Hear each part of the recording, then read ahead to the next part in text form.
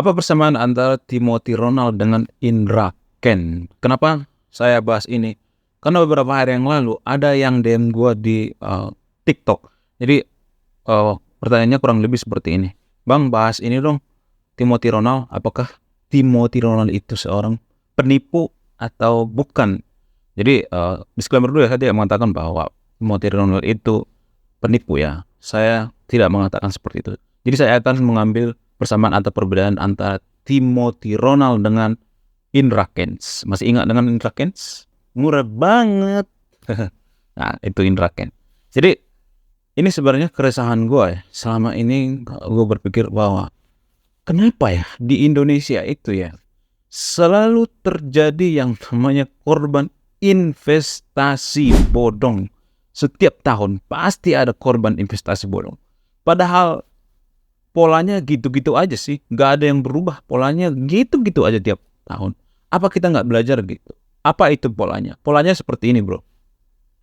Investasi bodong itu ya, polanya itu sangat mudah sebenarnya ditebak. Jadi biasanya investasi bodong ini ada semacam lagu wajib. Sekali lagi saya katakan, ada semacam lagu wajibnya. Lagu wajibnya adalah dengan menawarkan keuntungan yang lebih tinggi, dengan menawarkan bunga yang lebih tinggi, dengan menawarkan imbal balik yang lebih tinggi. Biasanya nih menawarkan antara 30 sampai 100% gitu bunganya. Jadi inilah semacam trap gitu, atau semacam pancingan gitu, atau semacam bikin orang tergiur gitu. Karena orang-orang pengen cepat kaya. Jadi inilah alasan kenapa orang banyak ketrap gitu. Ini semacam jebakan Batman ya, yang tidak ada habis-habisnya. Tiap tahun berulang-ulang, bukan tiap tahun, tiap bulan juga ada yang namanya korban investasi bodoh. Tapi gue berpikir ya, dengan menjanjikan investasi 30 sampai 100% atau 500% per tahun itu, kok bisa ya ada yang percaya? Ada yang percaya segitu? Investasi imbal baliknya gitu. Sedangkan Warren Buffett aja ya, yang dewanya investasi di dunia, udah seluruh dunia ini ya, bukan negara lagi. Dewanya investasi di seluruh dunia yaitu Warren Buffett hanya dapat 22% per tahun. Itu udah maksimum tuh, udah paling jago itu. Hanya dapat 20%-an per tahun. Bayangkan ada yang mengatakan ada imbal balik dapat sebulan 30%, sebulan dapat 50%. Apa enggak nipu itu namanya? Gila. Kok ada yang percaya ya? Kalau kita berpikir secara rasional, sedikit saja kita berpikir secara luas, apakah ia bisa menggandakan uang atau imbal balik investasi kita itu 60% sampai 100% per tahun? Coba kita berpikir secara akal sehat dulu. Sedangkan dewanya investasi di dunia loh, udah di dunia. Salah satu orang terkaya di dunia yaitu Warren Buffett. Hanya 22% per tahun. Itu artinya dia hanya dapat kurang lebih 2% gitu. Bahkan di bawah 2% per bulan gitu. Imbal hasil daripada investasinya ini hanya antara 1% sama 2%. Jadi sedangkan bunga deposito aja kurang lebih 7% per tahun, belum lagi dipotong pajak. Jadi kalau kita presentasikan per bulan itu nggak sampai 1% kan. 0, sekian persen kan. Nah, kalau kita bandingkan dengan deposit dengan investasinya Warren Buffett misalnya, hanya 1-2%. Jadi kalau ada yang menjanjikan lebih dari 2% per bulan, itu murni investasi bodong. Jadi kalau ada yang percaya menjanjikan investasi atau imbalan investasinya sampai 30-60% per tahun, atau 100% per tahun, atau katakanlah 10% per bulan, itu namanya goblok. Lalu yang jadi pertanyaan berikutnya adalah, kenapa ada orang yang percaya investasi bodong? Kenapa bisa seperti itu? Alasan yang paling masuk akal adalah karena manusia itu pengen cepat-cepat kaya gitu. Nggak sabar dia melalui proses. Pengen cepat, pengen yang instan gitu. Nggak bisa mengontrol emosi. Itu alasan yang paling masuk akal. Karena begini, saya tidak ngasal mengatakan seperti ini ya. Dulu saya pernah mengalami yang namanya jualan dari nol. Waktu saya sekolah, waktu SMA dulu, saya tuh kerja sambil jualan, ngebantuin bibi di pasar. Jadi modalnya ikan mas ini saat itu sekitar 15.000 dan kita jual 17.000 atau 16.000 lah paling banter. Dan kita hanya dapat untung berapa coba? 1.000 per kilo gitu. Kita hanya dapat 1.000.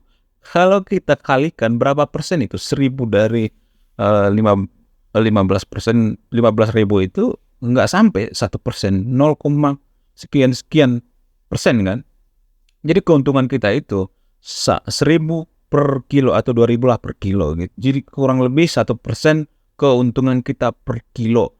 Dan kalau misalnya sehari itu laku 150 kilo lah, berarti kita dapat keuntungan 150.000 atau 150 sampai 200.000. Kalau dikalikan sebulan itu dapat kurang lebih 4 juta sampai 5 juta. Tapi itu masih kotor. Itu masih kotor ya, belum lagi uang operasional, belum lagi bayar sewa, bayar karyawan, bayar ini, bayar itu, masih banyak lagi pembayaran yang lain-lain.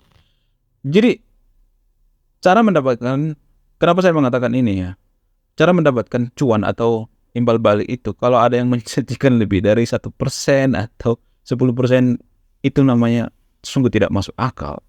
Karena dari jualan ikan mas itu tadi, analoginya yang saya katakan tadi itu kita hanya dapat per kilo itu 1%, kurang lebih 1% per kilo. Padahal kita udah capek-capek bangun pagi jam 5 pagi dulu. Waktu saya ngebantuin di itu di jam 5 pagi itu kita harus menyediakan air, terus kita harus ngangkat ikannya dari kerandanya, dari sungai biasanya dikasih tempat air mengalir biar ikannya nggak lemes gitu. Terus kita ngejagain, kita goyang-goyang airnya gitu biar ikan masnya nggak lemes, nggak mati. Belum lagi nanti ada yang mati ikan masnya, belum lagi kerugian ini, kerugian itu, banyak risiko. Jadi kalau misalnya kita investasikan duit kita ke seseorang penjual ikan mas atau pengusaha misalnya, kalau dia menjanjikan lebih dari 2% per bulan, itu namanya, kalau dia menjanjikan investasi lebih dari 2% per bulan atau kurang lebih 1% lah, itu namanya goblok. Karena dari perhitungan tadi itu. Jadi kalau misalnya ada yang menjanjikan sampai 100% per tahun atau 30% per bulan, itu namanya ya nipu gitu. Apalagi kalau nggak nipu. Oke, kembali lagi pembahasan antara persamaan dan perbedaan antara Indra Kents dengan Timothy Ronald. Persamaan dan perbedaan antara Timothy Ronald dengan Indra Kents adalah mereka sama-sama menjual kelas. Sekali lagi saya katakan, mereka sama-sama menjual kelas. Timothy Ronald juga menjual kelas, si Indra Kents juga menjual kelas. Tapi masalah harga saya tidak tahu, apakah kalau harga itu relatif kan, tergantung orang yang beli. Kalau ada yang beli ya sok, kalau nggak ada yang beli ya nggak jadi masalah. Tapi yang jadi permasalahan adalah begini. Kalau ada orang yang mengatakan dirinya kaya raya, tidak butuh uang lagi, tapi dia jualan kelas, itu bukan orang kaya yang sebenarnya. Orang kaya yang sebenarnya itu seperti Indonesia misalnya, Lo Keng Hong, Pak LKH gitu. Jadi Pak Lo Keng Hong pernah mengatakan, kalau ada orang kaya yang masih menjual kelas, itu bukan orang kaya, jangan percaya, berarti dia masih butuh duit. Seperti Warren Buffett misalnya. Warren Buffett juga seperti itu, tidak pernah yang namanya menjual kelas kan, nggak pernah dia yang namanya jualan kelas. Orang kaya yang sebenarnya itu rendah hati dan tidak pernah mengatakan dirinya kaya. Bahkan orang kaya yang sebenarnya itu jalan kemana-mana itu pakai sendal jepit, pakai baju biasa gitu, baju kaos oblong, pakai celana pendek. Dan dia juga tidak mau orang tahu dia orang kaya yang beneran. Dia selalu ngumpet gitu. Selalu takut kalau dia diketahui bahwa dia orang kaya yang sebenarnya, yang punya duit puluhan triliun ya. Bukan yang punya duit miliaran yang OKB gitu. Bukan itu maksud saya.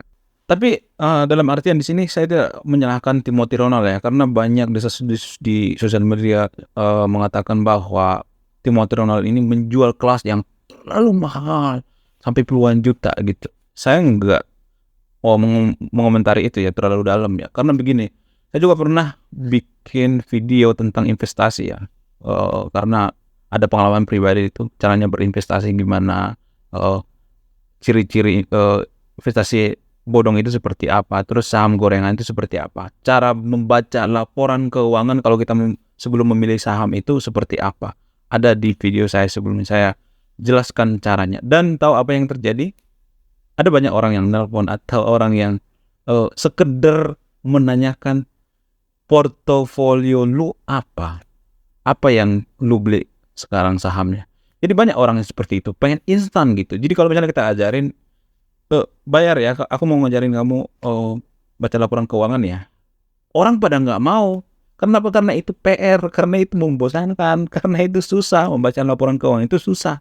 Jadi orang nggak mau seperti itu. Jadi banyak yang nelpon saya dulu itu, kebetulan saya cantumkan nomor WA saya di deskripsi, terus banyak yang nelpon sekedar nanya, kamu beli saham apa sekarang? Itu sekedar nanya seperti itu. Jadi aku berpikir ya, gimana ya orang yang nelpon seperti itu, ya kita kasih tahu aja apa kita, portofolio kita apa, tapi dengan syarat harus berbayar gitu. Misalnya kita buka kelas 10 juta, terus kita suruh bayar dulu, baru kita kasih tahu portofolio kita seperti apa. Mungkin saja ya, tapi ini masih dugaan saya ya. Kenapa orang menjual kelas itu asal muasalnya dari situ. Jadi jangan salahin itu yang menjual kelasnya, jangan salahin Timothy Ronald gitu. Menurut saya pribadi itu salahin diri sendiri, salahin yang beli. Kenapa mau segoblok itu beli kelas itu sampai 17 juta, puluhan juta? Buat apa? Ya kalau misalnya kita mau belajar, ya belajar sendiri aja. Sekarang banyak buku otodidak juga bisa. Nggak harus misalnya, tetap juga misalnya kalau kita tahu portofolio dia seperti apa, tahu apa yang dibeli Timothy Ronald misalnya, kripto apa atau saham apa, ya kita juga tidak bisa nanti cara keluarnya seperti apa. Misalnya dia jual sahamnya atau bitcoinnya misalnya, kita kan nggak tahu kapan jualnya, kapan sale-nya, kapan kita belinya, kapan kapan kita bertahan. Jadi kita nggak tahu kan. Jadi kita harus yang belajar, nggak boleh kita misalnya main instan gitu. Tadi persamaan antara Indra Kents dengan Timothy Ronald, yaitu sama-sama menjual kelas. Sekarang perbedaannya adalah Timothy Ronald, saya tidak melihat dia menjanjikan investasi yang bunganya sangat tinggi, tapi Indra Kents terbukti dia dipenjara karena itu salah satunya, karena dia menjanjikan investasi dengan bunga yang tinggi untuk menarik minat orang lain, untuk menjerat orang lain, untuk memancing orang lain biar berinvestasi kepadanya. Jadi itu perbedaan antara Indra Kents dengan Timothy Ronald, persamaan dan perbedaannya secara singkat. Kalau video ini ada like-nya 1000, kita akan bahas next step ya, tentang sekte yang berseliweran di internet yang mengatakan bahwa sekte A terbalik atau sekte A huruf A yang berwarna ungu terbalik itu ada semacam sekte gitu, semacam sekte Ultinolan. Jadi kalau ada like video ini ada 1000, kita akan bahas apa itu sekte Uninolan. Oke, terima kasih sudah menyimak dan memahami video ini. Sebelum video ini saya akan memberikan salah satu pesan moral. Pesan moralnya adalah, selagi kotak saran masih diisi dengan duit di Indonesia, maka Indonesia tidak akan pernah maju selamanya. Saya Ray Agnostik, salam rasional.